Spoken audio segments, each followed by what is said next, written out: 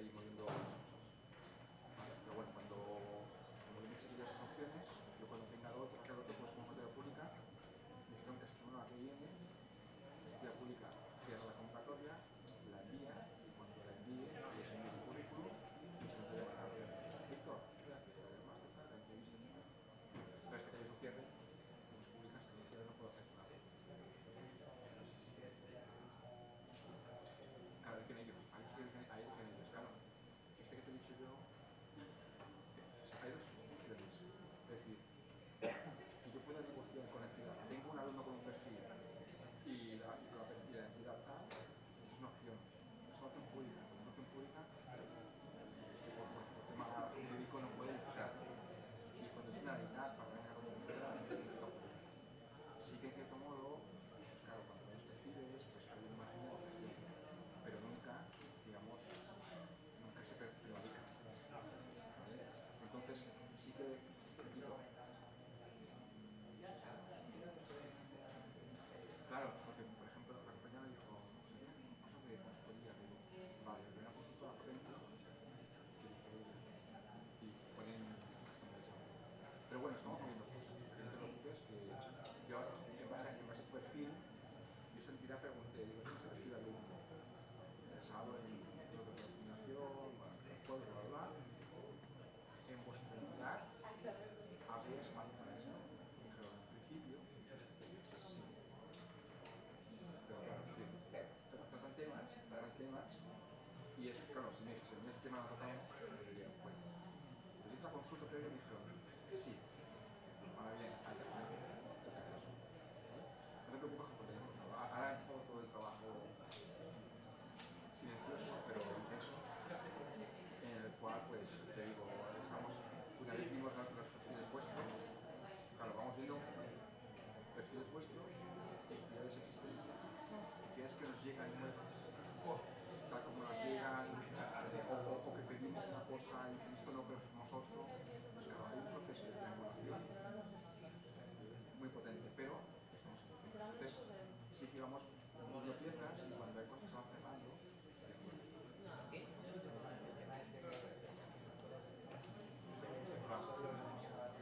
sí, Andreu, tenéis en África. Y si tú quieres estar con él,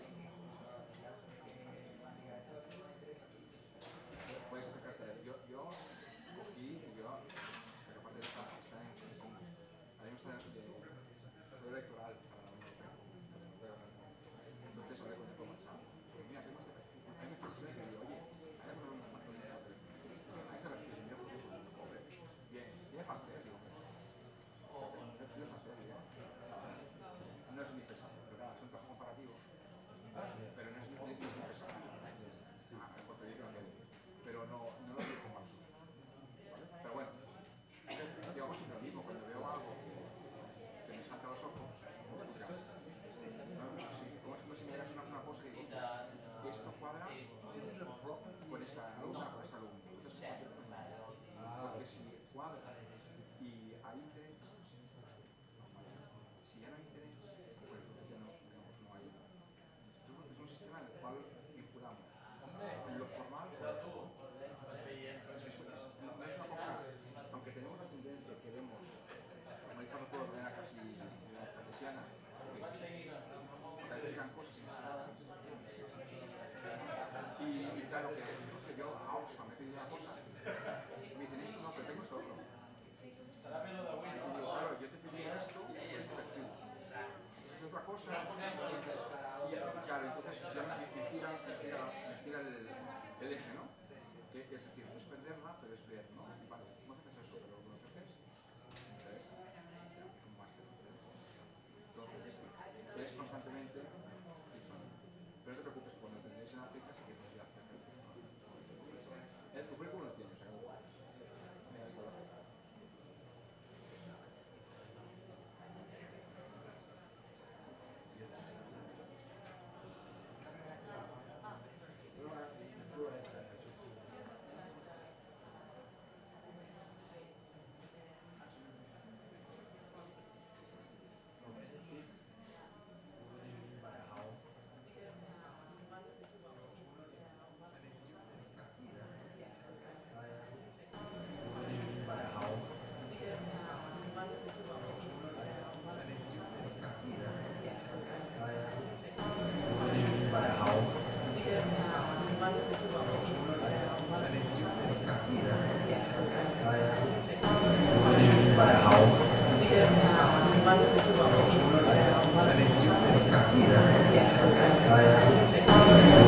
Padahal dia sangat membantu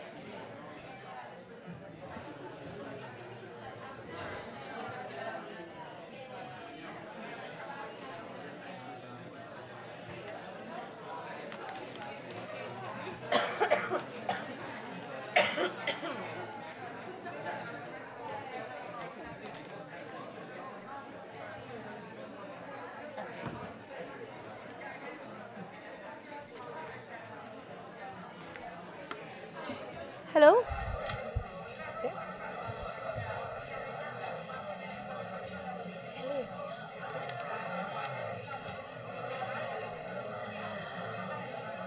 Hello, good evening. Hola? Good evening. Bona tarda. Yeah. Hello, good evening. Thank you for coming this evening, to our conference, which is part of this series of conferences under the label of Aula Mediterránea. As you know, Aula Mediterránea is a program which involves some master degree programs that take place in Barcelona and around Barcelona that deal fully or partially with Mediterranean issues. This program is made not by IEMed itself, it's made by the universities. It is the universities that decide who is the speaker and who comes to give the conferences, and IEMed is just the umbrella under which this event can take place. Is the founder, is the organizer, but it's the promoter of this series of conferences. Today, the session today is organized by the Master of International Relations and by the Master of International Journalism of Blanquerna Universitat Ramon Llull. Today we have great pleasure to have with us Mr. Joost Hiltermann.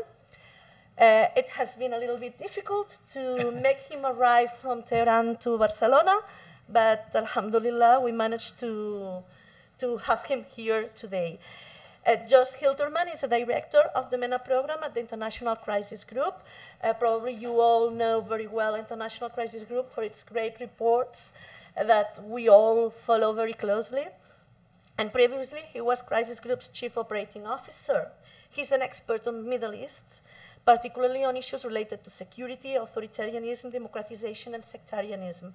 He has been at Crisis Group since 2002. And prior to that, he was project director for the Middle East, also with Crisis Group. He has also been executive director of the Arms Division of Human Rights Watch. He is a regular contributor to different media outlets, and one of his recent papers, which has been the Intersecting Conflicts in the Middle East, has been one probably of the most read papers that have been published in the last year and a half, a couple of years. It has been a report that has been widely discussed, widely read, and widely quoted by experts, scholars, and people who are interested and concerned by the region. Today he will talk about these intersecting conflicts on the MENA region, and I think this is a great opportunity to get to know much more in depth which is the situation and how these different trends in the region interact and intervene all together, how they are somehow different intersecting circles that need to be all taken care of. So with no more further ado, I will give the floor to Joost. Thank you for accepting our invitation. Thank you to Professor Eduard Soler, who made the first contact with Joost, and he was the facilitator. So thank you to my colleague Eduard. We are both teaching at the Master of International Relations and the Master of International Journalism, and it is a pleasure for us here today, me as part of the master degree, but also as part of IEMed, to host today this conference. Thank you, Joost, and you have the floor. Thank you. Yep. Good. Thank you very much, Lourdes, and thank you to the Center for hosting me today. I just barely made it thanks to an engine that failed in midair, and we had to turn around. So instead of having a nice break this afternoon, I was sitting in an airport waiting for the next, for a better plane. Nothing to do with Iran. Iran was great, and I wanted to start with that because I spent the last week in Tehran and just had a very interesting discussions. You know that with the U.S. withdrawal from the Iran nuclear deal, the JCPOA, the situation and the reimposition of sanctions on Iran, the situation is getting a little tense. And so there's been quite a bit of discussion in Europe and the United States about what will happen next. Now that the United States has withdrawn, will Europe also withdraw? Will Iran withdraw? And if it does, what happens next? Will there be war? Or will there be an attempt at regime change in Iran? Nobody knows, but everybody's talking about all possibilities. And so I was a little surprised when I discovered in Iran, talking to a range of people from the hardliners to the moderates, and in academia, in policy, that actually nobody seemed very worried about it. It was like everything was very calm. People said JCPOA, yeah, whatever. If we have it, it's great. If we don't have it, never mind. The United States wants war. It doesn't have the capability, so it won't. Will it make trouble? Yeah, but we can also make trouble. So they say we have established a balance of terror. The United States can attack us or either directly or via proxies somewhere in the Middle East, but the United States has a lot of assets spread out over the Middle East and beyond, which we can hit. So let them. Make my day. And that was really the attitude. It was, somebody called it rational resistance. I don't know if that's the right term, but somebody called it that. Which is, we resist, we let them come, we will not initiate anything, but we will do it in a calm and considered way. Until I left, there had been no decision as to what to do about the JCPOA. In fact, everyone is waiting to see what the Europeans will do, because Europe is trying to establish some mechanisms that go around the American sanctions by circumventing the hegemony of the American dollar. And these mechanisms are coming into being, but they're not quite there yet. And if there was one sort of source of impatience in Iran, it was about that. The Europeans, can we really build on them? We know we cannot trust the Americans, but the Europeans we can trust, but can we build on them? You know, are they reliable to actually come through? Or will they just go with the Americans? In which case, we'll turn to the Chinese and the Russians. So, as I said, it was a very almost lackadaisical attitude, which is markedly different from what we see in Europe and the United States about this particular issue. Now, I raise that not only because I just freshly came off the plane, but also because the notion that Iran thinks it has, and I think rightly, has established a balance of terror in the region and beyond is important, because what we're seeing is that Iran has the capability to strike at US interests, be it the United States assets or proxies, in Iraq, in Yemen, in Bahrain, in Lebanon, and in other places. That is significant, because what we have seen is that where in the Middle East before you used to have, and still do, the Israel-Palestine conflict, it's still the source of many ills.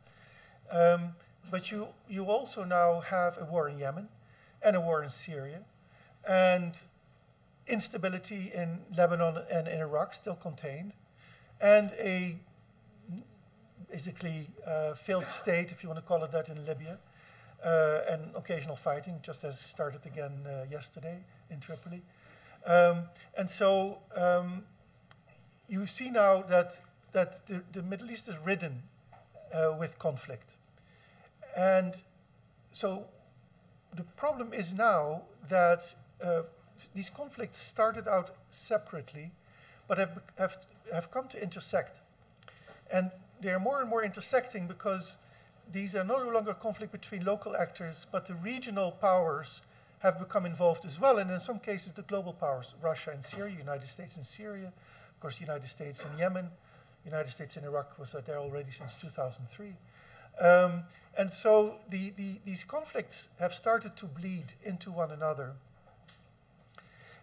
And now we see in the very recent period, not only that they've started to bleed into one another, but that new lines are being drawn between what is roughly an anti-Iran alliance of United States, Israel, Saudi Arabia, United Arab Emirates, maybe Egypt, and Iran and its local proxies or allies, Hezbollah, Ansar Allah in Yemen, the Hashd al-Sha'bi in Iraq, and so on. Militias in Syria, for example. So then we see essentially two camps emerging. But they are, as their battleground, they're choosing the entire region. The entire Middle East, and even parts of North Africa have become a battlefield. And if it's not a battleground for Iran and the United States and their respective proxies, it's a battleground for others, where previously there was none. I'll give you an example. Right now, there is a dispute, not a war, a dispute between Saudi Arabia and the United Arab Emirates on the one hand, and Qatar and Turkey on the other. But this dispute is playing itself out in Libya, in Tunisia, in Yemen to some extent, lesser extent, in Egypt, and in some other places also to a lesser extent. And their rivalry is actually aggravating internal disputes in these places, maybe pre-existing disputes, worsening them, and this is the key point, making them harder to resolve. It is becoming increasingly difficult to see how we can bring these conflicts in the region to an end. And that is a problem. Why is that a problem? Well, first of all, people die. We've seen already in Yemen a huge humanitarian catastrophe with people on the verge of famine, and apparently, or reported, I mean, it's quite sure, already certain groups are clearly affected by famine, and others are on the, much greater numbers are on the verge. There's also widespread cholera and other disease. We've seen huge suffering in Syria, of course, death as a result of bombings, refugee flight, massive displacement, and that is not over yet, even though that war is slowly winding towards an end. So human suffering is clearly one key factor that would want us to bring these conflicts to an end. But we can also, that is an issue of morality, of humanity. But it was also a self-interest issue. Might as well mention it, because sometimes states act better on self-interest than on morality, in fact, usually. So let's look at self-interest. For Europe, chronic instability in the Middle East neighborhood, we call it the neighborhood, means ongoing flows of refugees, or the threat thereof, and the arrival of jihadis, or the departure from our cities of would-be jihadis to battlegrounds where they get trained and they come back and set off bombs. So a security threat. And so what we've seen is that, first of all, it is an inherent interest of Europe in particular, less the United States, which is far away, but to intervene in the region. I would like to think in a preventive way, trying to stabilize the situation so that we can stem the tide of problems. I don't want to refer to people as a tide, but more generally the problems that exist in the region, that they spark to Europe. So we will want to do that. And second, what we see is that it's not so much preventive, but it's also reactive. And when European states, also the United States, react to what they perceive as threats to their societies, they tend to come with responses that are heavily securitized. They join an armed coalition. They start bombing the Islamic State, Daesh, rather than addressing the underlying problems that give rise to radical movements, for example. Because there's no mystery about where these movements come from. They come from chaos, they thrive on chaos. They come from poor governance, and there's plenty of that. And these are chronic problems to which now you can add a youth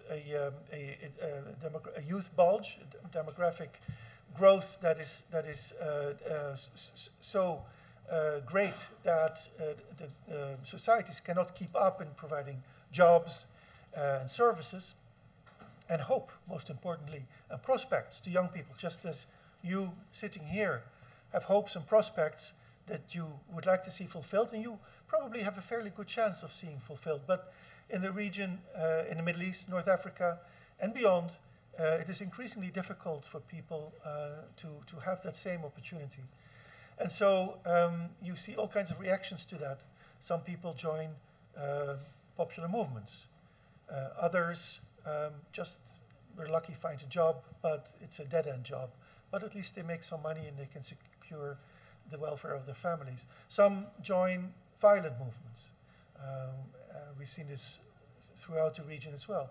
And some vote with their feet. They get into a little boat and they try to make it to safer shores where there are new opportunities. So all of this is real, it's serious, and the way that the Western world is addressing it is predominantly by securitized measures, trying to intercept the boats, sending airplanes over Iraq and Syria or Libya to fight the Islamic State. But these problems only make things worse. It may provide short-term solutions, band-aids, but in the end, these problems don't go away. They don't go away for a number of reasons. Now, I want to go back to these overlapping, intersecting conflicts and go a little bit deeper into what we're seeing. I mentioned earlier that there is the Israel-Palestine conflict. There are a number of conflicts that have emerged in the last century, since the collapse of the Ottoman Empire, the end of the First World War, and the onset of colonial regimes in various formats in the Middle East, always French or British driven. And we see essentially what I've identified, but you could identify a different number if you want, 5 clusters of conflicts. The first cluster comes directly out of the trauma of the First World War and the establishment of these states. And it takes 2 forms. One is the establishment of borders, which do not necessarily reflect the aspirations of the people living in these areas. Arabs, for example, wanted there was an Arab nationalist movement that wanted a single Arab state. Well, that didn't come about. The Kurds wanted a state of their own. Well, that didn't come about. They didn't get anything. So there is a question that is 100 years old about the legitimacy of the borders that were established at the time.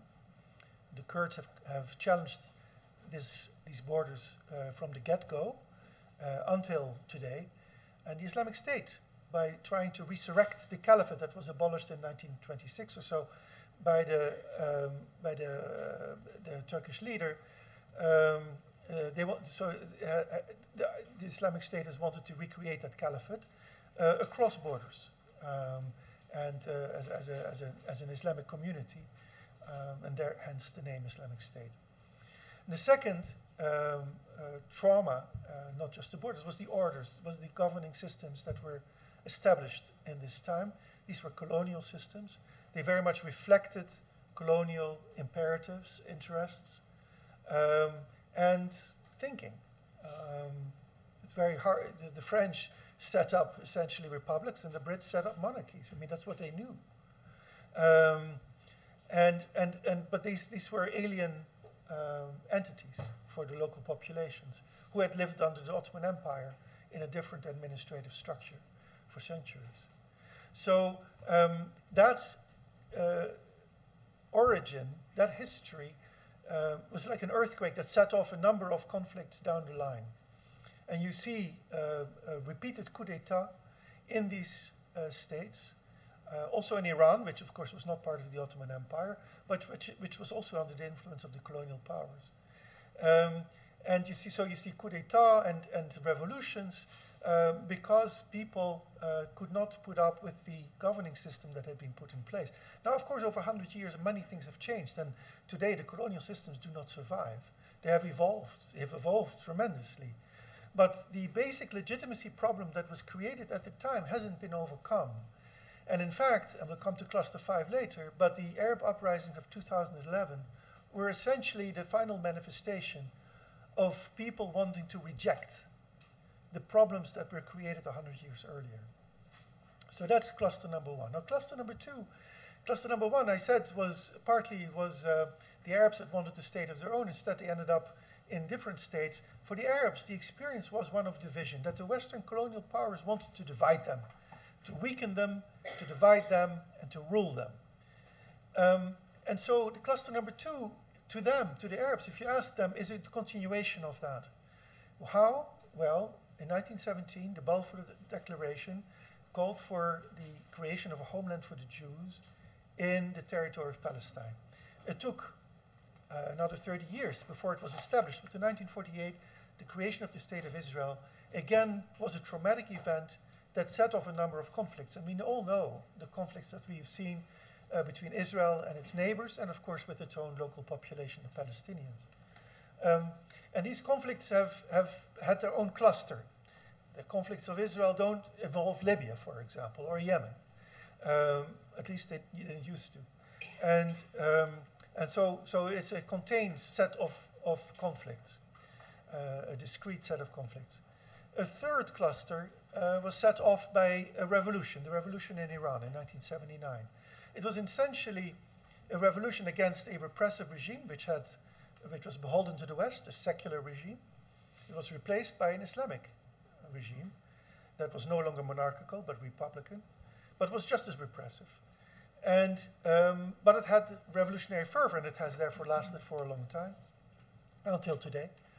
But it also set off a number of conflicts. Iran established Hezbollah in 1982, 3 years after the revolution. It also threatened the stability of Gulf states because there were Shia populations. At least it was seen this way by the Arab states in which the Shia populations lived. And so there was chronic instability. Iran-Iraq war is a very good example of this, which was started by Iraq in order to stifle the Iranian revolution. But it failed. And in the end, there was an 8-year war. And at the end of that, there was a stalemate, which was then ended in 2003 when the United States invaded Iraq and let Iran in. So that was the third cluster. It set off a sectarian struggle between Sunni and Shia in some ways. It started then, even though historically, of course, sectarianism was always there, but it wasn't very prominent. But after 1979, and especially in the Iran-Iraq war, it came to the forefront. And of course, it really burst out after 2003 in Iraq, mostly because of the mistakes the United States made at the time. The Shia revolution had an effect on the Sunni states as well. And in fact, if you look at the years 1979, the year of the Islamic Revolution in Iran, you also see there was an important event then, which wasn't maybe the key turning point, but I'd like to use that one for my cluster 4, which is the siege of Mecca later that year, 1979. The revolutionaries who took over the Grand Mosque of Mecca were very much inspired by the Iranian Revolution, even though they were adamantly opposed to it, because they came from the Sunni quarter. But they saw that their Sunni masters in Saudi Arabia and others in the Arab world had not provided a dam against Shiism, and they wanted to react to that and to replace the Arab regimes, which they saw as lackeys of the West and as illegitimate entities and regimes. So you then see the siege of Mecca was defeated within weeks, in fact, by French commandos working with the Saudis. But then you see that the Saudis respond to it by preempting and co-opting any further sort of revolutionary idea. And they started to promote their brand of reactionary, intolerant Wahhabism. And they started because they had oil money. They started spreading it around the world. This was right after the oil crisis in the mid-1970s. They had loads of money. And they started funding mosques and preachers and literature and spread it all through the Muslim world. And until today, you can see Saudi-built mosques everywhere. But with the mosque and the preachers and the literature came, of course, an intolerant strand of Islam that didn't create, in the end, the jihadis that we see today, but which provided a fertile ground on which the jihadis could thrive once these states broke down, and which we saw in the Arab uprisings. So it started before then. Of course, the jihadis came out of in the 1980s, the fight against the Soviets in Afghanistan, and then later in Iraq after 2003. But they accelerated again after 2003, and after 2011, I'm sorry, when the Arab uprisings, some of the states collapsed. So the jihadism is an intra-Sunni fight against the more moderate forms of Sunnism, including the Muslim Brotherhood, which is a moderate, very conservative socially, but politically very moderate, Republican, parliamentary movement. The jihadis are against any form of political participation. And so this is an internal debate. And these conflicts have played out. And when I mentioned earlier the dispute between Saudi Arabia and the United Arab Emirates on the one hand, Qatar and Turkey on the other, that's what it is about. That cluster. So that's cluster number 4. Then finally we come to cluster number 5. I already mentioned this is the uprisings 2011. That in itself was the culmination of the collapse of cluster number 1, essentially. But it triggered a new set of conflicts. The civil wars we've seen in Yemen, in Syria, in Libya, and elsewhere. So, or troubles elsewhere, not yet civil wars. So this is where we are today. Now I mentioned this, why is this important or interesting? I think it's interesting because we tend, as the Western world, with our brilliant solutions for everything, we tend to say, okay, there's a war there, let's send the UN in, maybe some peacekeepers, not so much anymore, it's not very popular anymore, nobody wants to send people because parliaments don't like it. But let's fix this problem. It's a technical problem, we can fix it. Of course it's political, but basically we can manage that. But it doesn't work anymore when these conflicts start to bleed into one another because suddenly everything is connected. When you say to the Saudis and the Iranians that they need to cool it in Yemen, the Iranians say to you, yeah, we're willing because for us it's not really a big deal. Yemen is far away and it's not our basic interest. We know it's a Saudi interest, but you know, we'll do that for you, but we want something back in Syria. And then the Saudis say, oh, wait a minute, because we don't want the Iranians in Syria, and the Israelis pipe up because they don't want the Iranians in Syria, and suddenly it becomes all very complicated. So how do we address that? Well, with increasing difficulty. If you think I came with answers, think again.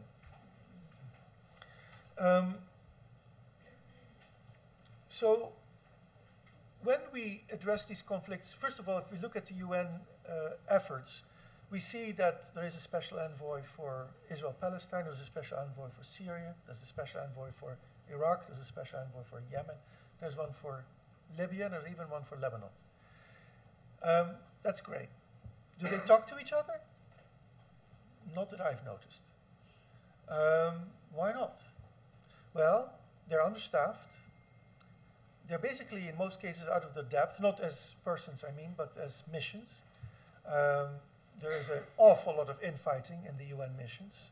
They usually are their own worst enemies, unfortunately, but there is nothing better out there. And they accomplish very little because simply they see things in isolation, but things are no longer in isolation. They used to be. They're no longer so. And so what we need instead is an entirely different approach to addressing these conflicts. So here is the way forward. And I'm only going to lay down principles because I don't have concrete suggestions, though in the Q&A we can go to individual conflicts and try to figure out in each case what would be a good basis to start from, taking into account everything else that is going on around them. But so first of all is to have an overall picture. And if we start addressing a conflict without understanding the basic drivers of that conflict, including the other drivers of conflicts that have started to intersect, then we can only make things worse. So in other words, we can take a piece of it, but we cannot do so with our eyes shut to whatever else is going on. We need to take everything else into account. So in Syria, for example, Syria is an interesting case, and maybe I should say this quickly now. In Syria, this is the only place where all the 5 clusters coincide. or come together. They converge, it's the better word. All 5 clusters. Cluster number 1, the uprising against the Syrian regime, was clearly a people saying that this system is not working for us. We want something else. And it was a legacy of these regimes that had been established a long time ago. In addition to that, that was 1A, but it was 1B, is the borders. The Kurds in Syria challenged the borders and said, we actually belong to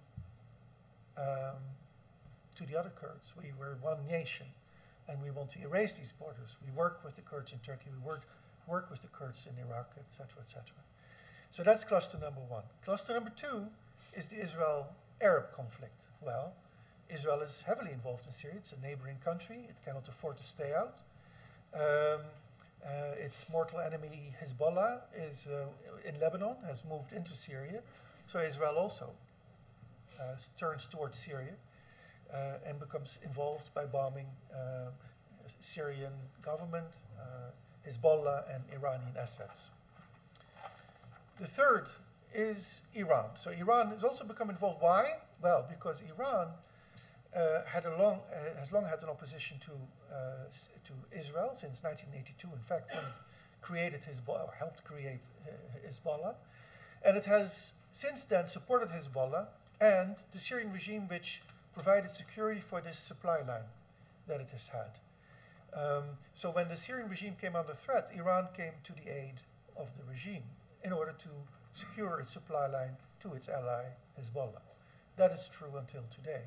So this brings Iran into Syria. That's the third one. The fourth one is we saw the Gulf states starting to support the unarmed opposition with weapons, and it became weaponized, became armed, I should say, and they weaponized it in addition to arming it. Sorry, it's a specific term in English.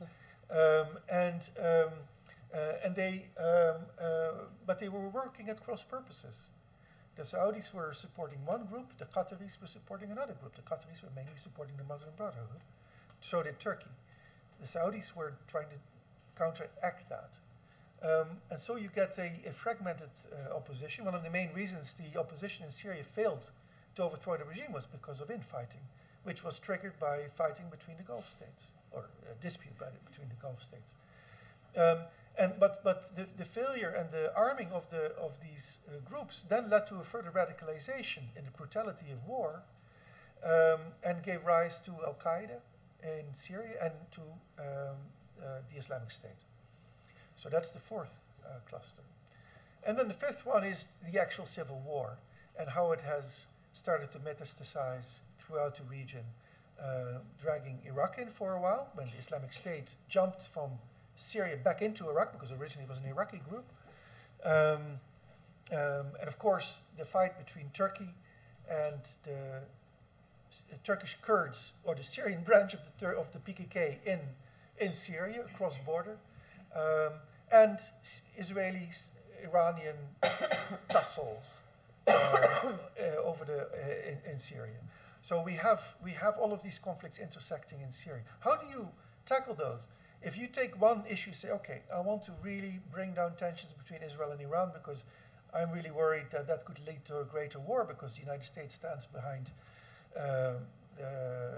Israel and Russia will support Iran, and Iran has Hezbollah and other assets, so they could take revenge in Iraq and other places. So before you know it, one thing goes wrong in Syria, or the Iranians bomb a school in Israel, and before you know it, you have a much bigger conflict. I want to bring down those tensions. Fine. It's a good idea. We can talk about how we would do that. But that is not going to solve the Syrian war, because in the end, you can bring down tensions, but for Israel, it's the Iranian presence in Syria that is much more important than some missiles flying, necessarily. And you cannot deal with Iranian presence in Syria if you haven't already also dealt with the Turkish presence in Syria, because the Iranians are not going to go away as long as Turkey is threatening the Syrian regime, which the Iranians are trying to protect, etc., etc., etc. You can go on. So you need to take a holistic view. You can take a particular aspect of it, but you have to take into account the others and try to not make them worse to inflame the others by trying to solve the one. So the other reason why these conflicts are becoming, why the peacemaking is becoming more complicated is, I've already mentioned, but I pull it out now, is the emergence of new actors, mostly non-state actors, upstart non-state actors that have ambitions of their own. The Kurds, of course, who see their chance, finally, after 100 years, and the Islamic State, which also thinks it is recreating, or it is trying to create something, but which it calls the caliphate, and sees an opportunity. Al-Qaeda, the same, of course. And there's other groups. In fact, in situations of chaos, all kinds of groups, ethnic or religious, suddenly want to arm themselves against the other. This is very dangerous because you get all kinds of armed militias running around fighting each other. And of course, creating new refugee flows, etc., and causing great destruction. What is confusing also, what makes the peacemaking difficult, is that alliances are becoming increasingly fluid. You will see groups or states ally themselves with other states or non-state actors, which before, in alliances you would never have imagined. I mean, think of it. Netanyahu just went to Oman. I mean, it's not like an Israeli had never gone to Oman. It had happened, but it was rare. And he's trying to make peace with Saudi Arabia and with the United Arab Emirates. And this is mutual. This is not from one side only. And the only thing that is holding it back, because it's so incongruous with everything that has preceded it, is that the people in the street don't stand for it. They don't. People in the street in the Arab world, that is, they don't stand for it. And the regimes have to be very careful not to go too far with this. But if it were up to Mohammed bin Salman or Mohammed bin Zayed or any of the leaders in the Gulf, they would make peace with Israel tomorrow, yesterday, no problem, because there's economic interests at play. But the Arab street is holding them back, and the reason we haven't seen that famous peace plan of the century of Mr. Trump is because basically that alliance is not happening, because the opposition to it on the ground, which is a silent opposition in many ways, but it's there, is too great. But these alliances, therefore, are strange, but we see them. Another strange one is the United States supporting the PKK, the terrorist organization, by its own definition. How does it get out of this contradiction? Well, they could have just removed the ban, of course, but they didn't do that, because then Turkey would really have been pissed off. But they instead said, well, it's the YPG in Syria, that's not the PKK, even though it is the PKK. And then they said, YPG, why don't you call yourself the SDF instead? It looks better. Bring some Arabs in as well. And that worked. And so until now, they pissed off Turkey anyway, but not this much. And that is a very odd alliance until Trump says, let's withdraw American troops, and then suddenly the ally is left twisting in the wind. We'll see what happens with that in the coming weeks. And the final problem, and there may be more, but I'm just listing a few, that complicates the peacemaking is the absence of a strong arbiter. Now, you're going to hear me contradict myself. In everything I've implied already, I've been very critical of the United States. But there was something about the United States being the main arbiter that actually, in some cases, helped mediation efforts. And that quality is no longer there because this administration, arguably even the previous one, is not very hot on mediating these petty conflicts among the Arab states and the other states in the region, the Iranians and the Turks. They just don't have the appetite, the Americans. They're retrenching. They've got economic problems at home. They've got, in fact, social problems at home, political problems at home. The society is deeply conflicted and polarized. They don't want to get embroiled in foreign entanglement and conflict. So, and the United States is waning as a world power. The Iranians were telling me this last week. They didn't have to tell me. I can see it with my own eyes. Having been educated in the United States and spent an awful lot of time there. And so, you know, that means that when Saudi Arabia and Qatar, and I should say UAE and Qatar more than anything, but with the Saudis are in a dispute, and Tillerson goes to to the capitals, and maybe Pompeo later, it is not really, they didn't put their heart in it, and it doesn't have the support of the president. And actually, nothing happens. Nothing is mediated. Nothing is resolved. The conflict continues. And it festers. And as I said, it may not be an armed conflict between these parties, but it plays itself out on other battlefields. It's other people who suffer. They export their conflicts to other battlefields and other people. And so it should be stopped, of course, and it can be done through mediation, but it hasn't happened. So where is this arbiter? The only arbiter we see now in one conflict is Russia and Syria. I'm not a great fan of Russia, certainly not Mr. Putin, and I certainly don't favor the Russian intervention in Syria, or any intervention in Syria. But now that they are there, the Russians, they actually, because they're in the driver's seat, they end up being the strongest party and able to play the role of arbiter. And what they have done in the last year, for better or for worse, I would say for better, is to actually prevent an all-out conflict between Iran and Israel. Well, that's good. It's not sufficient, but that's good. And we don't know if it will last. But that is the kind of thing I'm talking about. And the United States is no longer there to play that role. And I'm not calling for another US intervention of Iraq, because that is not mediation. That is intervention. Intervention is destructive, it backfires, it creates more problems than it solves. We've seen that in the emergence of Al-Qaeda and Islamic State. But an arbiter you do need, and we don't have one. In the absence of a global arbiter, it's a free-for-all.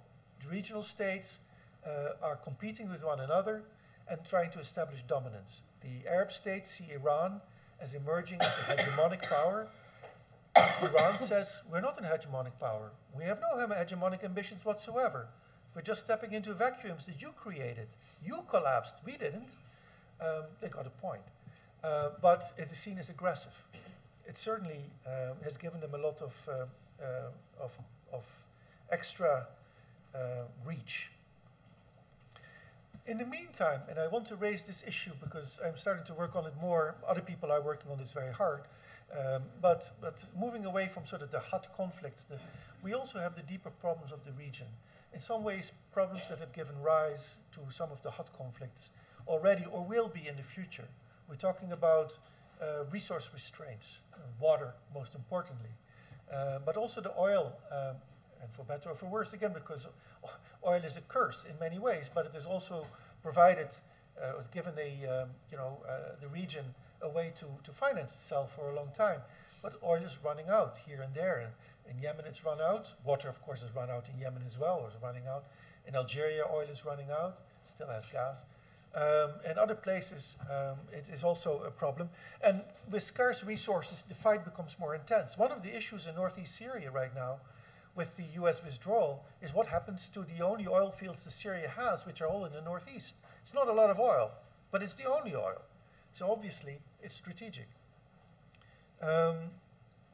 So that's that. I mentioned already the youth bulge. How are the states that are still standing, how are they going, and the ones that have crumbled but which need to reconstitute themselves, how are they going to deal with these huge economic challenges, including joblessness as a result of population growth that they have been unable to cope with?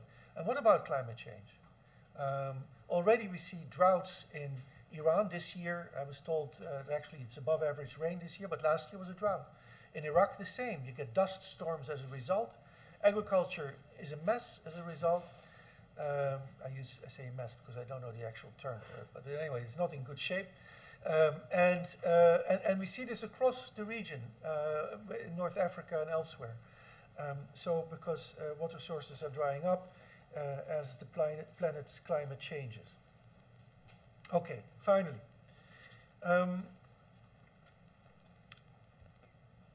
Some conflicts can simply not be resolved head-on. Some conflicts have to run their course. The key is to contain them as a first step and to prevent worse, because in any conflict in the region in Syria, also in Yemen, there is the risk that not only local actors kill each other, because that's already happening, or regional actors and their proxies, but also that global actors, Russia and the United States, will get into a direct confrontation. We saw this in Syria as a potential. It's been avoided until now, but it could also happen, not with Russia so much, but in Yemen between Iran and the United States in particular. And that can be avoided, but that would require certain deconfliction agreements. So deconfliction is key, containment is key, de-escalation is key. These things can be accomplished through the UN and through state mediations. But sometimes the conflicts themselves have to run their course. As I said earlier, Syrian conflict is starting to wind down. The regime has won, but it's not there yet. It's very weak. It's almost fatally weak. How can it govern? Nobody knows. It needs to be held up by Iran and Russia. That in itself presents a challenge, for one reason, because the two won't agree with each other on this, but secondly, because the Russians don't really want to be there in the long term. The Iranians might want to be there through their proxies, but are they capable of governing a society that is quite different from them? I mean, the Syrians are not Shia like Iran, and they're not Russians. So how is that going to work? And we'll have to see. So that is a long-term challenge. But that war is, at least in its hottest forms, gradually winding down. The Yemeni war, if the current peacemaking efforts succeed, and that is a very big if at the moment, then we can also see that war coming to an end. But I wouldn't hold my breath at the moment. Though we should support the UN efforts to bring it about. They're working very hard, and we have essentially a deadline of 2 weeks before things will start heating up again. One way of reducing tensions between fighting parties or between parties that are in dispute but not necessarily fighting is to look at issues of shared concern. And climate change is a damn good one because this affects everyone. Maybe not everyone in the same way, but there are a number of common concerns. And this is somewhere about, for example, water sharing and other arrangements that can be thought of where cooperation, cross-national, transnational cooperation is possible. This is where Europe can play a very useful role through its good offices, diplomacy, and mediation between powers to focus on the non-provocative issues, the safe issues, basically, and try to build confidence between parties. At least open up channels of communication. In many cases, these channels don't exist, believe it or not. Work, and this is almost an impossible task, but that's why I call it reform the unreformable. Try to nudge what I call, or not I call, what in the literature is called fierce states, basically very fragile but highly repressive states like Egypt and others, towards reforms that are needed unless these states collapse, because they face the same challenges that these other states faced before they collapsed in 2011. This can still happen in Egypt, and trust me, if Egypt collapses, what do you think is going to come toward Europe? Europe cannot allow, Egypt is too big to fail, as they say, and so it's very important that Egypt is kept stable. But how do you keep it stable? By reinforcing the police state that it is, or by nudging it toward reform so that it opens up, so that people can actually participate in some ways, so that they can help shape their own futures. I think this is probably key. But how to do it? That is the $60 million question. I don't know. It's probably much more money than that. The other one is, I already mentioned that the Western approach is heavily securitized. Well, then the solution is not to be so heavily securitized.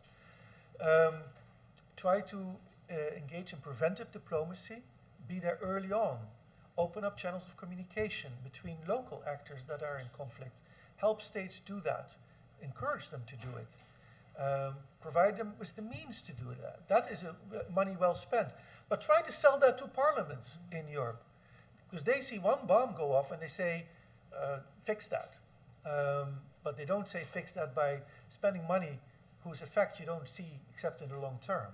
So it's a difficult challenge as well, but it's critically important. And I think, finally, you know, it's a cliche. I'll end on a cliche. It's a medical term, but the key is to do no further harm. And it is almost inevitable that anyone intervening, and I'm not talking necessarily about militarily, but even through humanitarian aid or development aid or any kind of interaction, when there's two levels of power and an imbalance of power, that one side is going to do some harm. You can minimize that, you can limit it by understanding who you're dealing with and listening to them and try to find areas of common concern and setting a common agenda and not imposing aid and setting the terms. I think this is critically important. We tend to still have the colonial mentality of thinking that the region is a mess. It is a mess. The only way to fix it is to show them what's good for them. We are in advanced societies. We can give them technological aid. It's true. And we can do all kinds of things for them because we've got all kinds of very nifty solutions. Let's do that. And if they don't listen, it will bomb them. This is, of course, not the right approach. It's the wrong approach. It's counter. What do you call it? It backfires. And because in the end, these societies collapse because of a combination of internal governance questions that have built up over a century, plus the nefarious impact of foreign interventions. And so we need to, at least from our side, we may not be able to fix the governance questions. I think people in the region have to do it themselves. But we can at least work hard to not make matters worse by intervening in the wrong way. So I'll leave it at that. Thank you. Thank you very much.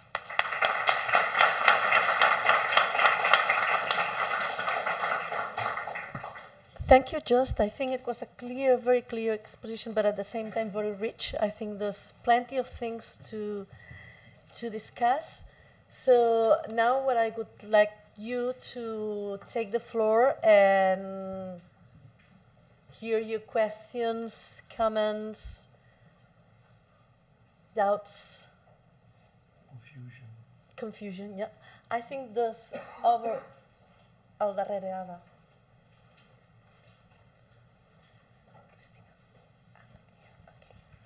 Adriana Brassard, Institute for Integrated Transitions. I would have two questions. Thank you very much for the very interesting presentation. It was really interesting reflection. If you could maybe add a point on Libya to that. I mean, it's extending it a bit further westward, but I think it would be interesting. And secondly, just to the point when you mentioned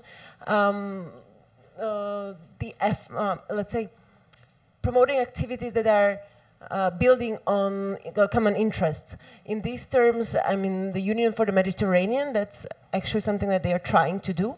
How would you evaluate their impact and their success in promoting this way? Thank you. Should we pick up? Yeah, please take a few. There's another one here. Hiltermann, a la segona fila.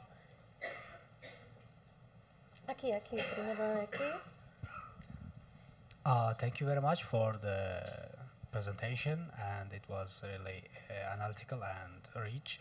I wanted to ask about the balance of terror.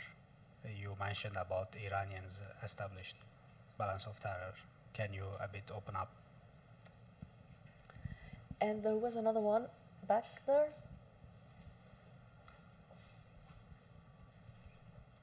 Yes, thank you very much for your very interesting and comprehensive presentation. I have two questions, I just make one.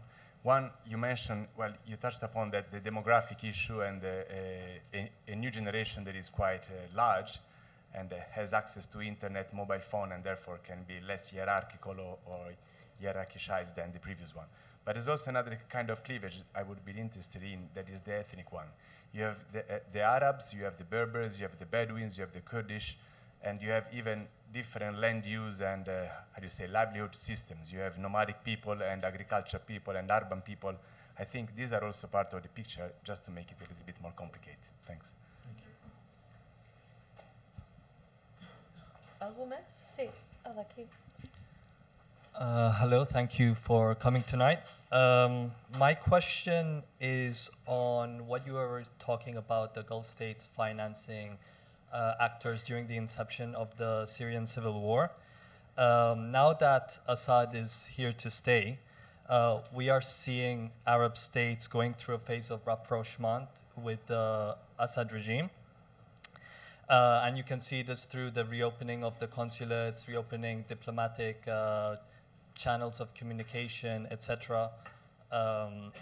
I was wondering if you see this post-war reconstruction an opportunity for Arab Gulf states to exert some form of soft power or a strategy to exert their control over the new chapter in Syria. Thank you very much.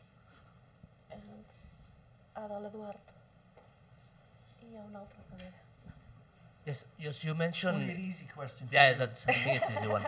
You mentioned in several occasions the how it affects the EU and where Europeans should be interested in disentangle this mess, and you also referred to the fact that we don't have a referee or an arbiter, and that Russia may be the only one that is trying to fulfill that position. Syria, yeah. The question would be, why is the Europeans or the EU unable to fulfill this role, be it in Syria, but it could be also in other places, because apparently it has less stakes or has taken less of a biased position than others.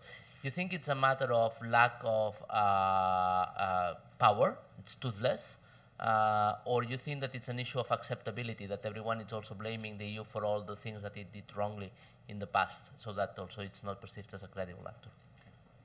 And there was another one back there. Yeah. And maybe we stop here. Hi, you talked a lot about Iran, so I wanted to ask you, how do you evaluate the sustainability of a nuclear deal, since I know it's been a precious baby for the EU, but it seems that with recent attempts of attacks against opposition in France and in Denmark, some EU countries are starting to re-evaluate their attitude towards Iran, so it may have a great impact on the stability and containment. So, yeah. Okay, let's try to get some answers first, because there's quite a bunch of questions, and then we will try to see if we have time for a second round. I'm not in a hurry, so I've sat all day in an airplane. I'm very happy to finally be able to talk. The Libya question. So the basic challenge there is that there is no there. The problem is that in 2011, with the NATO intervention, what existed as a state was removed, and there was no concerted international effort to rebuild it. And so what we've seen is basically a fragmented society where there is no center. There have been two parallel governments since 2014 that have been in competition. We have an army in the east that is essentially a militia that is competing with other real militias in Tripoli and Misrata and other places. There is surprisingly, and that is the one straw we have, there's still a central bank, but it's already split in two. And there is still an national oil authority. So there are still some institutions that are relatively neutral, and the international community is actually keeping it that way. That is the basis on which to rebuild other institutions. But essentially, the society is deeply fragmented because of lack of resources that are being put by the international community into this, and the fact that, of course, in 2011, when you take the lid of a very repressive regime, all kinds of countervailing claims come to the fore, and again, also in this case, no arbiter, no one to settle them. There is no state, there is no there, and so I think when Ghassan Salameh, the current UN envoy, is trying to fix this, his main challenge that he faces is that he has so many different actors that are involved that each have a small stake and not a single or two large ones. And so And the international community is also sometimes unhealthily divided and working at cross purposes. I think of France and Italy in particular, both members of the EU, yet working at cross purposes in Libya often, or competing in sort of not very constructive ways.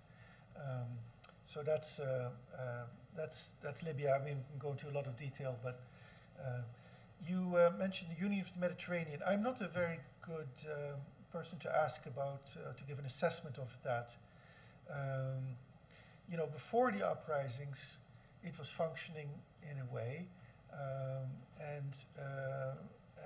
but the uprisings themselves didn't come as a result of the failure of the Union of the Mediterranean. It came from internal failures. But now that these states have been so weakened, also the Union of the Mediterranean is of course less effective. I still think that we need vehicles like that in order to start rebuilding in places where it's possible. I mean, Tunisia is still there. Algeria, we have to see what happens with the succession and with the elections coming up this year. But we should be worried. Libya, I just discussed this, we shouldn't be too hopeful. Egypt, very, very problematic, very dangerous actually. Morocco is certainly an opportunity. Lebanon. So, you know, it's as best a vehicle as we get probably as a basis for cooperation. But I think, again, we need to go back to the principles that I mentioned that should govern the interaction between the European Union, in this case, and local actors. On the balance of terror, so what the Iranians mean with this is basically mutual deterrence. So, and we've seen it, for example, on the Lebanese border, Israel-Lebanon border, from 2006 onward. After the war of 2006, which was highly destructive, as you recall, there was a couple of UN resolutions, and eventually Israel and Hezbollah recognized each other's presence across the border, and have been able to avoid any further conflict. We've had 12 years without war on the Lebanon border, which is quite something. And it's because of mutual deterrence. They each knew that they could each inflict tremendous harm on the other. Now, this will not last forever, probably. And the fact that Hezbollah has entered Syria and has basically finished its task there and may therefore turn towards southern Syria, if it can, that could change the equation. And so we need to see whether the mutual deterrence will continue to exist. But when the Iranians talk about the balance of terror, it's essentially the same thing, but take it on a different battlefield. They say, okay, the United States wants to attack us, or they have reason to fear that the United States will attack them, maybe by bombing nuclear facilities for Dow or whatever, and Natanz in Iran. So how can we how can we prevent that? We can prevent it by making clear to them that we can attack them. We shoot a couple of mortars at the American consulate in Basra, for example, near it, not on it, near it, just a little signal, or near the embassy in Baghdad, for example. And that means that we can do much worse because we can actually do it accurately. And then, you know, we can kill a lot of Americans or hit other targets that are important to the Americans. So, so think twice before you attack us. That is the balance of terror. Of course, inevitably, it is local people who are going to suffer.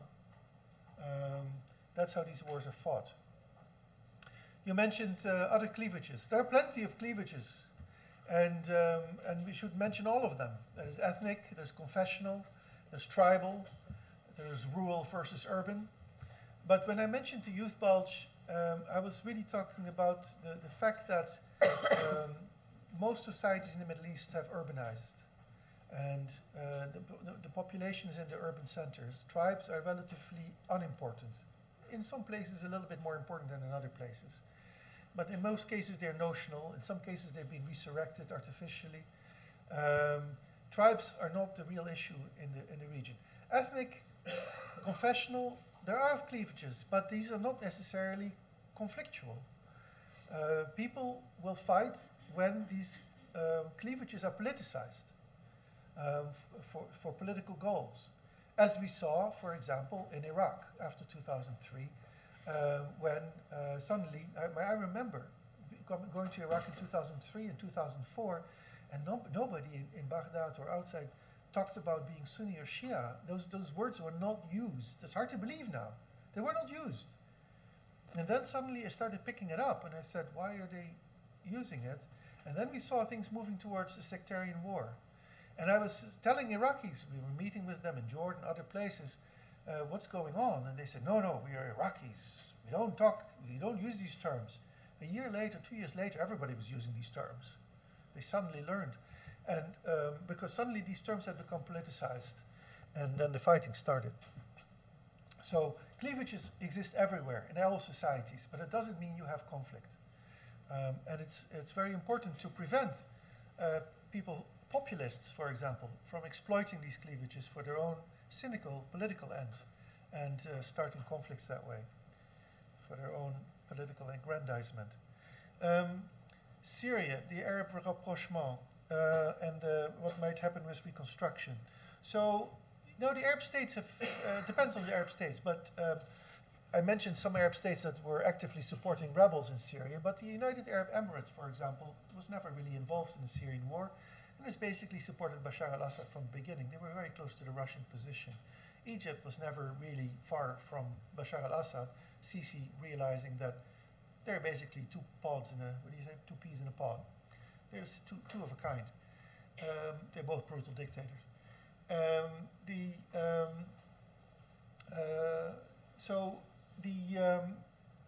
Now you see a form of rapprochement. This derives from the fact, or from the recognition that the Arab states have that Bashar al-Assad is there to stay, or his regime anyway, I'm not sure about him personally, but that his regime is there to stay. And if the objective of the Arab states was to bring the Syrian regime back into the Arab fold, out from the Iranian embrace, which is how it was worded in the past years, if there's a recognition that this effort has failed, then maybe go to plan B. Plan B being, let's work with the regime and try to wean them away from Iranian embrace that way. It probably won't work, but we can try. And of course the Emiratis are in the forefront because they didn't have a problem with the regime in the first place. The Bahrainis, if they're involved, it means they got the green light from Riyadh, from the Saudis. So that's a trial balloon. But I doubt that in the end it's going to add up too much, frankly. I don't think the Arab Gulf states are going to invest a lot of money into a state that they still see as beholden to Iran, their mortal enemy. So that's my guess now. I may come back to a year ago and say what a foolish prediction that was, but that's what it looks like to me. In terms of overall reconstruction in Syria, I've written a paper on it. From the European perspective, the main European countries do not want to engage in reconstruction in Syria because they say that this will simply perpetuate the problems that gave rise to the uprising in the first place. It will strengthen a regime that has proved to be incapable of governing the society, that has killed hundreds of thousands of people. And so we're not going to invest in that regime. We do want stability in Syria. We do want the Syrian people to rebuild their lives. We do want Syrian refugees to return, but not under this regime. Now this position may weaken over time, and certainly already some countries, maybe Italy, maybe Austria, maybe the Czech Republic, maybe others, Poland, are restarting diplomatic relations, or some already had them. Czech Republic has kept its embassy, and starting to bring some money into Syria. But the big money is not with them. The big money is with France and Germany and Britain, and they are still, until now, they are holding the line. The Russians don't have money for this. The Iranians don't have money for this. That leaves the Chinese. The Chinese have money for it. We'll see what the Chinese do. But usually they do infrastructure stuff, which is actually critically important, so they may do it. The role of Europe. Where is Europe in all of this? Yeah, where is Europe in all of this? Missing in action. Ever since the Second World War, there's been a division of labor between the United States and Europe. The United States has been the hard power, protection for Europe, and of course, a dynamic economy. Europe has provided the soft power in the external relations. That's where the Union of the Mediterranean comes from, and all other aid efforts towards the third world or whatever, the developing world. So Europe could play an arbiter role, a mediating role in conflicts, as long as it knew that it had the United States behind it, because in the end you need military power. Europe doesn't have it. Now Europe finds that the United States is no longer really behind it, not under Trump anyway. And so it doesn't really know what to do, because it doesn't have the full array of options to work and to play that role. It doesn't have hard power. Add to this the problem that Europe is congenitally incapable of forging a common foreign policy. The only thing Europe is good at, other than exporting its values, is to spend money. Now, money can bring you influence.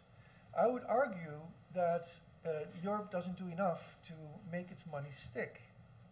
It should use its money in Syria, for example, to set certain conditions, which it is doing, but it may not lead to anything particularly positive for Syria. But at least the money won't go to waste to a regime that is incorrigible. But it could also use its diplomacy now much more. And I think people like President Macron, for better or for worse, I don't support anyone, but is seeking ways to revitalize European institutions in order to play that role, because the United States is no longer there at the moment, anyway, for the moment, to play that backup role. But I think that's the real challenge, and I would like to see ideas for Europe to come forward and to play a more proactive role in the region, working on some of the issues that we mentioned before. The JCPOA, the Iran nuclear deal, so it's in grave threat. Yesterday, my organization, International Crisis Group, came out with a report on the third year of the implementation of the third anniversary of the implementation of the nuclear deal. 3 years ago, the implementation of the nuclear deal started. And until now, the nuclear part of things is working very well. Iran has complied 100%. There have been some minor issues, but they've been resolved. Iran has been in full compliance of its obligations under the nuclear deal. In that sense, the deal is great.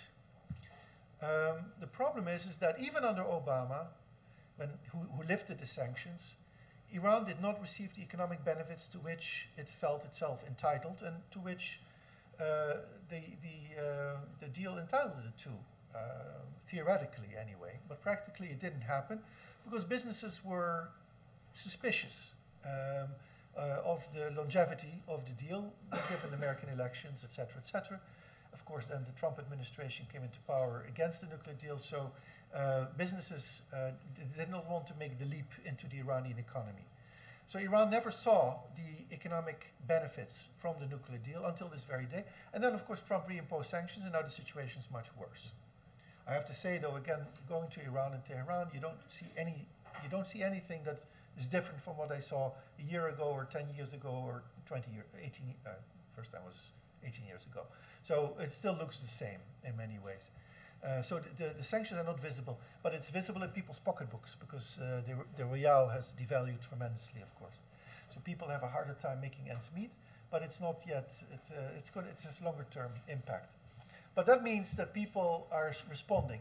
The way they respond is that the people who always were opposed to the nuclear deal are saying, you know, we were vindicated, we were right all along, you were wrong, you appeasers, you people who thought you could trust the Americans, you were wrong, and you've been proven wrong. And the thing is, those people have had to admit that they were wrong. And so, interestingly, and one reason why it was fairly quiet in Iran politically, is that you now have a consensus. Those two camps have come back together.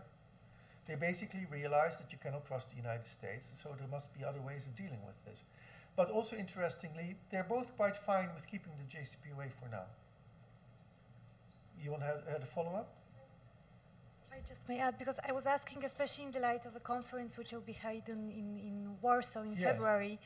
So there are a lot of comments saying that it is a policy of United States to convince Europe to withdraw from, I mean, the European Union to withdraw from the deal. And if you see the reaction of Iran to this conference, I mean, it's very serious. For example, Polish citizens cannot travel to Iran. Say it again, please. Polish citizens cannot travel to Iran. Yeah, I mean, this was the direct reaction of Iran government. So it's, you know, my question was especially asked in this, in the light of this event. Well, it's true that the only thing the Iranians were angry about was the Warsaw Conference, the people I spoke to anyway. And my position is, well, you know, good luck to the Americans to try to cobble together an alliance, because it's mostly talk and it's mostly bullying, but they are trying to force the Europeans to withdraw from the deal. I think the Europeans will not withdraw from the deal unless the Iranians withdraw from it first. So let's see who is invited to this. Well, everyone's invited to come, but let's see who shows up. Will the European leaders show up for it? At what level of leadership will they show up? The Iranians are paying very close attention. If the leaders go, then I think there's a problem. If the lower level, whatever level of bureaucrats go, that's a different matter altogether. If they don't go at all, that's even better for the Iranian, from the Iranian point of view. So, but clearly both sides, the Americans and the Iranians, are trying to force the Europeans to take a decision.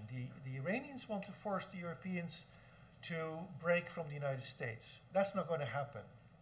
But they're expecting Europe to do it somehow, unrealistically. I mean, I say that talking to a number of people. There are some who realize that this is totally unimaginable. But there clearly is a desire to see the Europeans stand up to the Americans and to be counted, even symbolically. And so the special purpose vehicle that the Europeans are setting up, that would be mostly symbolical. But it would be symbolic, but it would be importantly symbolic. It's not negligible, and the Americans will not like it, and they'll probably try to undermine it. But the Americans are preempting it by organizing this conference and trying to divide the Europeans this way and say, let's see, New Europe, you show up, and old Europe, once again, your have-beens, and we'll support your populist leaders, and then see what happens. So there's a very nasty game going on, unfortunately. Let's try to have a second quick round of questions. If anyone just, there's one, then here. Hi, I'm a student from the eBay University. Thank you very much for your talk, very, very interesting and insightful. I have a question concerning more precisely the Israel-Palestine conflict, because you were talking about Western intervention and humanitarian aid being provided, and that we should not continue doing that because of the mechanism of intervention that you were saying. So my question goes directly towards the situation in Gaza, where we also brink at the humanitarian crisis in the next couple of years.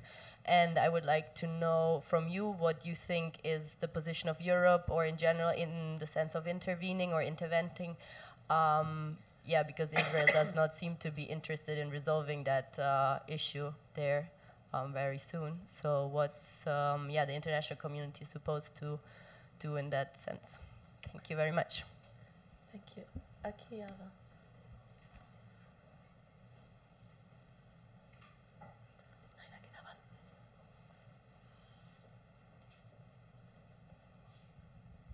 Hi, thank you for your presentation. I just wanted to quickly ask you about Iraq and about the issue of Iraq's disputed internal boundaries.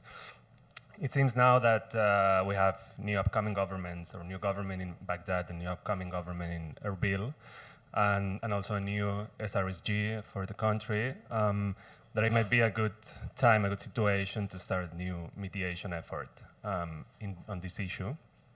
And I wanted to specifically ask you about the role that Iran and Turkey could play in this affair, and even if they're somehow interested in intervening in this issue. Thanks. Is there anyone else? Yeah, over there.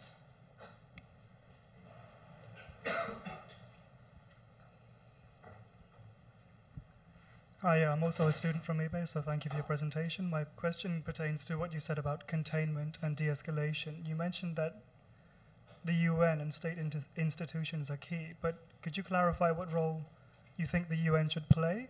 Because clearly the Security Council won't agree on a solution in Syria because the Russians have different interests than the US, for example. And you mentioned that the Russians are now a strong arbitrator and the European Union could play that. So I'm wondering what you think the UN could actually do in this situation. Thank you. Okay, is there any other question, any other comment? It's your last chance. A la una, a las dos, a las tres. Okay. Very good. Thank you. So just to, I don't want to leave the wrong impression. I never said that there should be an end to humanitarian aid. I talked about the terms under which it's given, and should be careful that.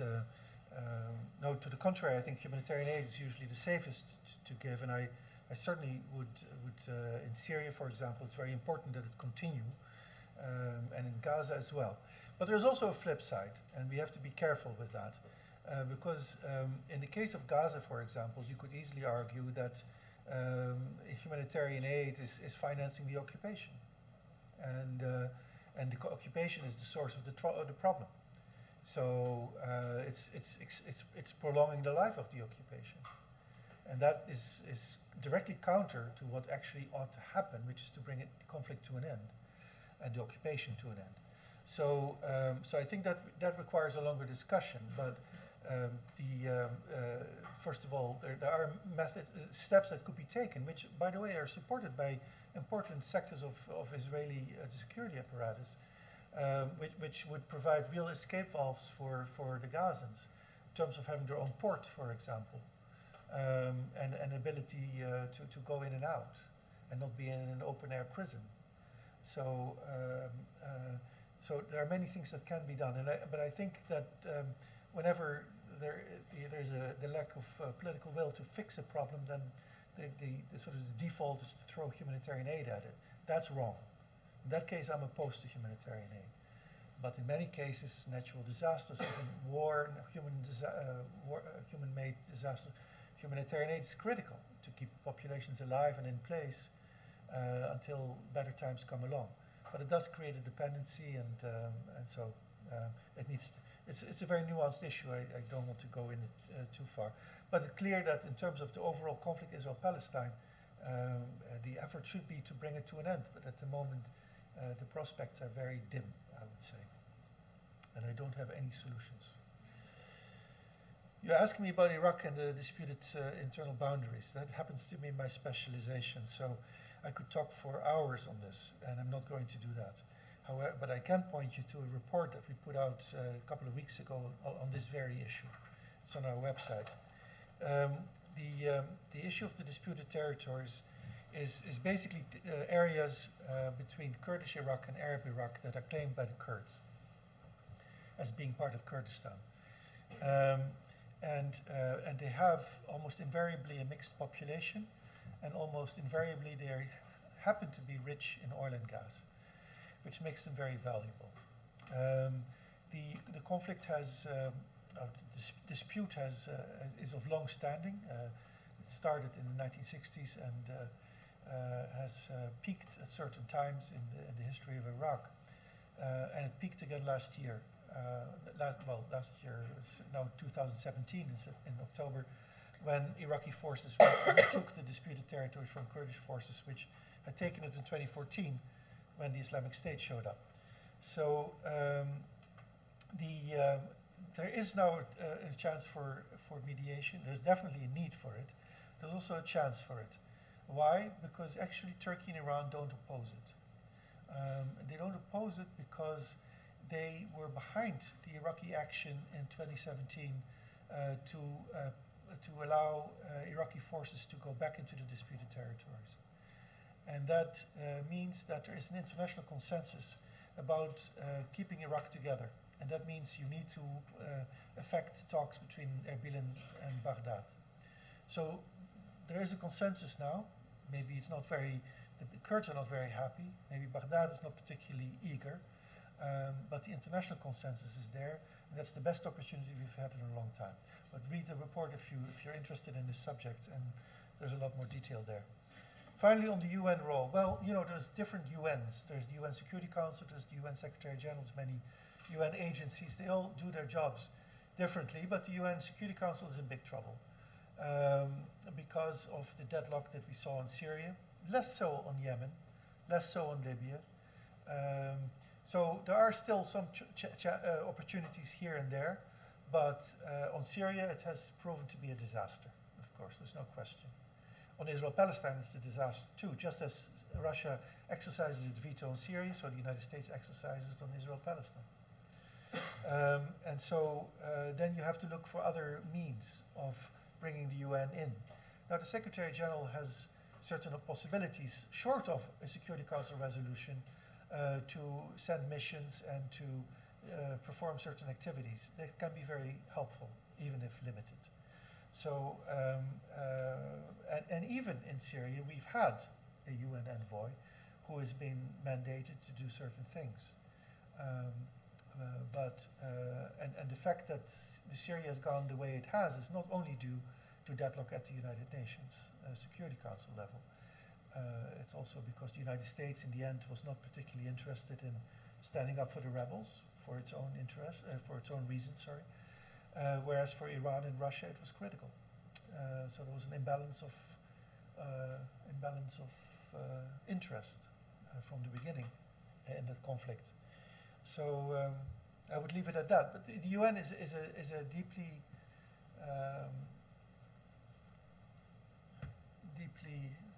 it's an ailing institution. It's also very old now, 70 years old. Like all of the post-war institutions in Europe and in the Western world, they desperately are in need of renovation, reform, and if there is no renovation or reform, they'll come down. And that will augur in an entirely new period of instability in the world, which is very dangerous. So reform is critical. How it can be done, I'm not the one to ask. It's not my remit, but I know the need is there, and we see it in the battlefields in the Middle East today very clearly. Thank you. Thank you very much. Thank you very much. Just because last Monday I gave a very hard class to my master students on history of the Middle East and North Africa, and we started with the birth of the Prophet Muhammad, and we ended up with the establishment of the post-colonial systems.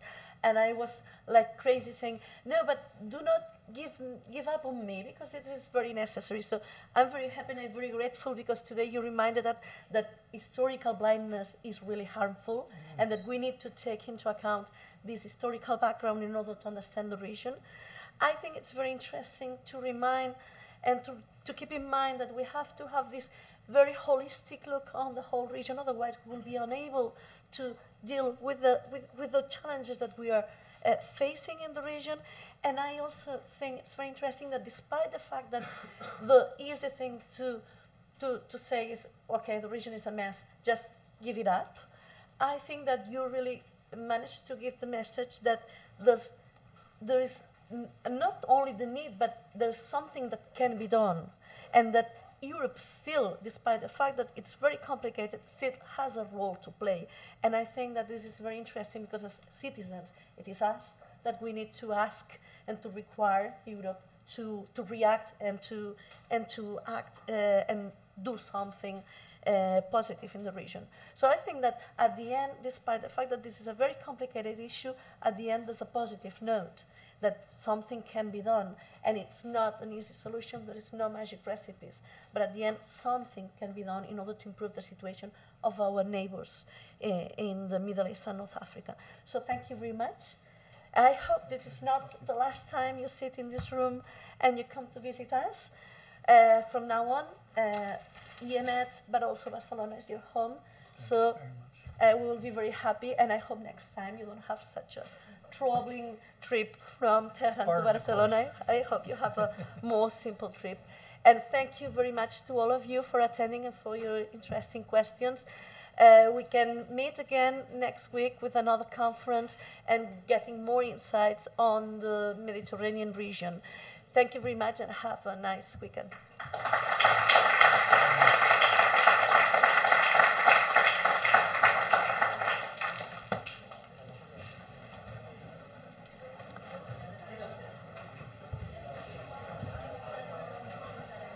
That was a good way to end it, yeah. The thing is that last Monday when I used to give these lessons on history of the Middle East, when I started with these people who are not really used to understand what I'm talking about, Islam,